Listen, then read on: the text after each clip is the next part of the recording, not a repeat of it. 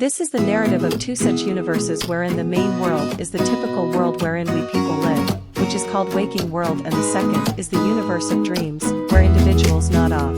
This world is called fantasy land, for example, the universe of dreams.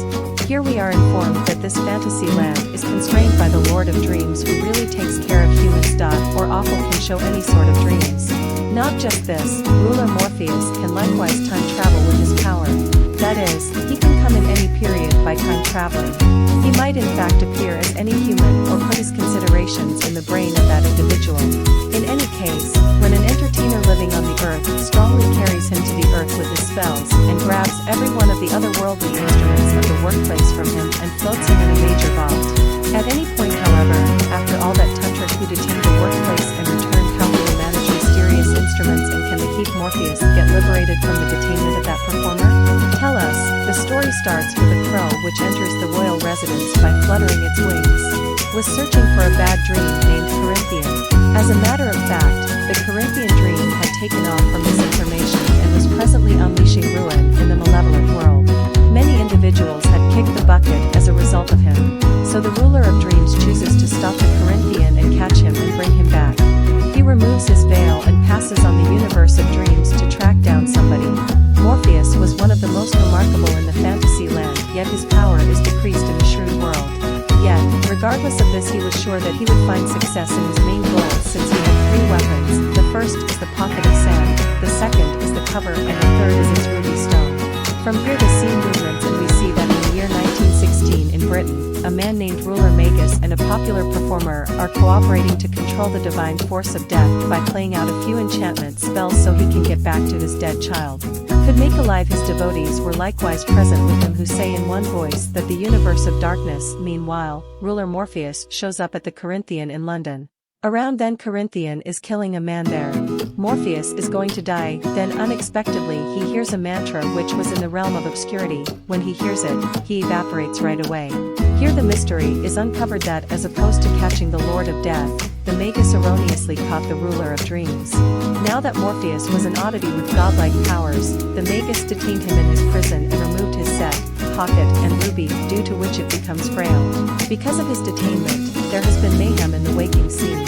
An illness called dozing disorder spreads, in which it happens that the following morning a great many individuals pass on in their rest.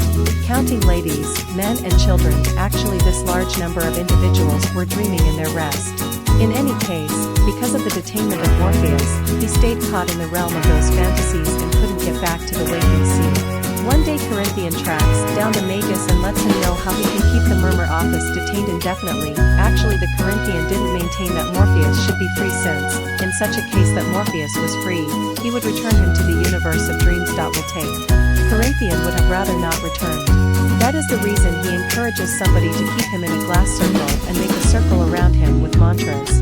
Corinthian realized that the eye office could show up in anybody's fantasies and cause him to do his work. That's the reason he tells the Magus to arrange every one of your watchmen beyond what many would consider possible. Try not to rest in that frame of mind of Morpheus. For this, regardless of whether they need to take a few dosing pills, then, at that point, take it. He additionally advises the Magus to dispose of the crow in light of the fact that the crow was extremely faithful to its lord and he would successfully dispose of it. Hearing this, the Magus goes to the storm cellar where Morpheus was imprisoned. Magus lets Morpheus know that don't misconstrue me, since all I'm requesting that you do is to utilize your powers to resurrect my dead child, in return for which I will liberate you from here. Yet Morpheus lets him know no one responses. While she was having a difficult situation in that, and her body was likewise moving with extraordinary trouble. This is the way time continues to elapse, and 10 entire years pass. Now Alex, the Magus' subsequent child, has grown up and is extremely inquisitive to be familiar with the detained Morpheus. One day Alex goes to him and lets him know that on the off chance that you can resurrect my sibling, you can be liberated from here. I will free you myself. A similar Morpheus stays quiet even subsequent to paying attention to his words, and says to him that I can't give you individuals what you are inquiring as to whether I do this. There will be confusion in both the waking scene and the fantasy land, and a great many individuals will bite the dust. Here we discover that because of his taken chocolate things, the Magus and his colleagues had acquired strength and youth alongside riches. From here the scene movements to the year 1926, where Alex once again talks to Morpheus. He tells Morpheus again that in the event that you get my dead sibling once again to us alive, my dad will liberate you from this prison. But at that point Magus comes there and sees Alex conversing with him and rebuffs him and says that on the off chance that you are actually my child, you need to demonstrate it by killing Morpheus Crow. Alex is compelled to shoot him when he attempts to tear open a glass container to free her. In the enclosure, the detained Morpheus is loaded up with distress at seeing this. Numerous years pass since this event. One day Magus house cleaner Ethel lets him know that she is pregnant. Then Magus tells her that he needs no more youngster, so he requests to drop that kid. Ethel lashes out along these lines and leaves her royal residence and takes off. Be that as it may, prior to leaving, she takes 3 things of Morpheus, pocket of sand, veil, ruby stone with her. At the point when the Magus learns of this, he ends up being frantic with anger and goes to him to get those things back and lets him know that he will free him, assuming that Morpheus makes him undying alongside huge load of cash and power. But when Morpheus expresses nothing on this as well, being disappointed, Magus vents his outrage on Alex. The two participate in a battle in which the Magus is pushed and nosedives to the ground, killing him in a flash. Frightened by this, Alex goes into the nursery, where he meets a specialist named Paul. Paul supports her and tells her that she ought to go to Morpheus and ask him for help. In any case, Alex says he killed Morpheus Crow. That's the reason it wouldn't be all in all correct to ask him for help as of now. In this manner a lot more years pass and Morpheus is detained for quite a long time. Paul and Alex were both old. Their bodies were covered with wrinkles, yet the two of them actually needed to deal with Morpheus. One day Paul gets Alex to a similar spot, a wheelchair. Here Morpheus was detained and purposely breaks the circle around him so Morpheus, the expert of dreams, can utilize his power. After they leave, one of the watchmen present there is made at lights out time by his power and arrives at his fantasy. Then he shoots that watchman and powers him to break the glass circle. Then when he leaves the door, to pursue retribution on Alex, he puts her to an extremely durable rest where she has bad dreams consistently. At the point when Morpheus gets back to his fantasy land following 104 years in jail, he is shocked to find that everything has changed. The lovely royal residence that was there before had now arrived at a terrible condition. Morpheus, the principal bookkeeper there, he meets Lucian, who lets him know that because of the shortfall of the incredible lord, many individuals have left the spot. Hearing this, he turns out to be extremely miserable and promises that he will modify this world and return it once again to its previous status. Then again, Corinthian is displayed with a man in his house. He will kill that man. The Corinthian had come to realize that Morpheus has gone liberated from there and presently he can come to choose him up anytime. It turns that the substance of the Corinthian didn't have eyes, however rather than eyes, there were little teeth. Seeing him it appeared to be that they are little passings. Thus, he used to wear dim glasses constantly.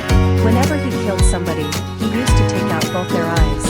Somewhere else in the fantasy land, Morpheus lets Lucian know that he can do nothing without his weapon, the ruby sand pocket. So to repopulate your reality, the primary thing you want to do is find those weapons. Now the scene movements and we are shown the Bison area of New York where old Ethel resides in stowing away from the people, because she had turned into a worldwide crook and was residing in various structures. One day Corinthian comes to her and offers her an organization as they were the two foes of Morpheus. Ethel acknowledges his proposition. Then, at that point, the two of them intend to manage what is happening. She lies that she is clueless about Morpheus' weapons. However, at that point Corinthian brings her child from that point, demonstrating that Ethel is however cunning as she thought. The Corinthian might have been more intelligent than that. In the meantime, Morpheus tells everybody in his castle that he needs to gather every one of the 3 goddesses to get his weapons. However, to call them, just that strong thing was required so it could release the power inside itself. For this he goes to his 2 dream siblings and requests that they return the gift he had given them quite a while back. The gift was a charming dinosaur, whose name was Gregory. The 2 siblings cherished Gregory without question and didn't have any desire to surrender him. Be that as it may, Gregory himself is prepared to forfeit himself for his lord. Morpheus then, at that point, gets kneeling down and ingests Gregory's spirit. Presently he had so many abilities that he could confront them. For this he arrives at another spot, which was called Dream of Others. He didn't make this world. Another person to make it. On arriving at there he finds a weird snake, with the assistance of which he calls every one of the 3 goddesses to him. The sprites take the snake from Morpheus' hands and consequently offer him a hint for all that he has. There Morpheus discovers that his plate of sand has been sold in London. Him once and for all. Johanna Constantine was purchased by a witch.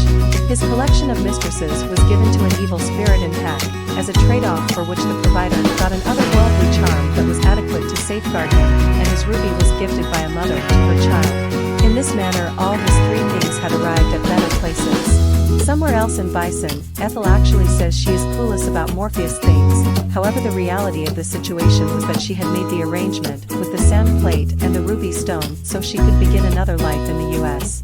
At the point when his child aged significantly, he took Ruby from his mom with the goal that she could never kick the bucket.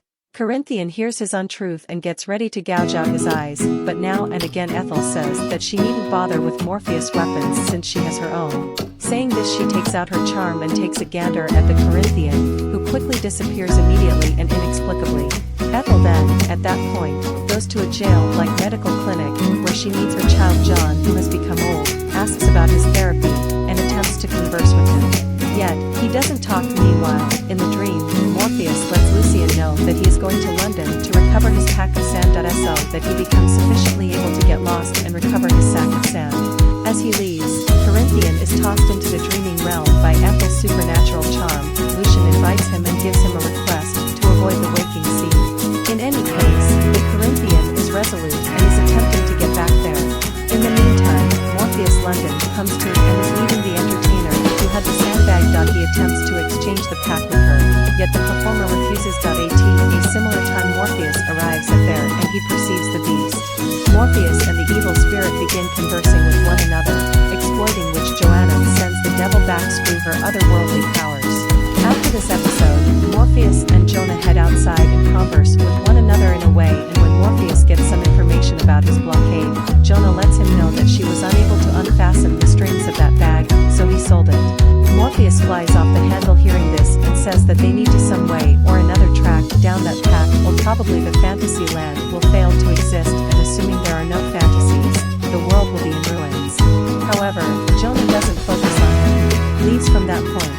After she leaves, Morpheus gets a quick look at the crow that Lucian shipped off help him. He uncovers his name as Matthew and makes a guarantee to her.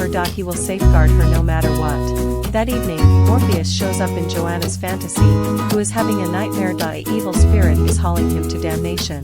Then she awakens and tracks down Morpheus in her room. Morpheus tells her that he followed her there in a fantasy and needed to help her. Joanna says that she has bad dreams consistently, so Morpheus guarantees her that he will dispose of her bad dreams. Joanna concurs and assists him with finding the pouch. Jonah searches for the pocket in his office. In the meantime, Morpheus finds an image in which his better half Rachel is seen with Jonah. Seeing that image, Jonah recollects that the pocket was at his sweetheart Rachel's place. Simultaneously, the two of them go to Rachel's place. On the way, Joanna lets him know that she had come to live there as of late. At the point when everyone individuals near her began kicking the bucket individually, she left Rachel and began living independently with the goal that Rachel would be protected. Before long the two of them arrive at Rachel's house, and are shocked to see that the blockade was mysteriously affecting Rachel. Her condition was exceptionally basic, she was unable to try and talk. In reality, he was dependent on sand and the fantasies that came as a result of it, and in light of this his body was turning out badly. From Morpheus, Rachel takes the barricade and says it isn't for humans. He then plans to leave, however Jonah advises him to fix his better half, as her sand caused her condition. Morpheus hears her and advises her to stand by outside. He then frees Rachel from her enduring by pouring sand over her. She longs for Joanna one final time, and afterward she bites the dust. Around there in Bison, Ethel tells her child Johann that she just took the enchanted weapons so they could help her. She says that when the Magus men were searching for her, she concealed the ruby and got it in return for the other two things she wears around her neck. A similar ornament had kept her alive till now, however presently she would have rather not live any longer, so she needed to restore her ruby to Morpheus and trusted that he would excuse them. However, John expressed that as opposed to returning those things, he ought to utilize them to make a fantasy land where there is no ruler of dreams.In reaction. Ethel says that many individuals have lost their lives in view of Ruby. While that ruby isn't worth keeping, then she takes out her charm and gives it to John so he can discover a sense of reconciliation. Ethel says that it kept her alive for quite a long time and that the ornament will keep John alive for eternity. With the charm gone, Ethel's body starts to progress in years quickly and she kicks the bucket at John's feet. John begins shouting in alarm. Hearing his voice, a watchman comes there, and seeing Ethel's dead body, he apprehends that John has killed him and he quickly takes shots at him, yet that projectile hits John's body. It raises a ruckus around town back and he passes on quickly. John then moves out of the structure where he resided for such countless years. He remains in the city of Bison. In winning, the Corinthian comes up from behind and gives him his jacket to wear. He feels that he is an outsider, so he will not take the court. In any case, the Corinthian insists that we find in the last scene Morpheus lets Jonah know that his better half Rachel gives calmly and he certifications to Jonah that he won't ever have bad dreams from now on. After hearing this, Jonah leaves and Morpheus examines with his raven Matthew that they ought to get ready to leave.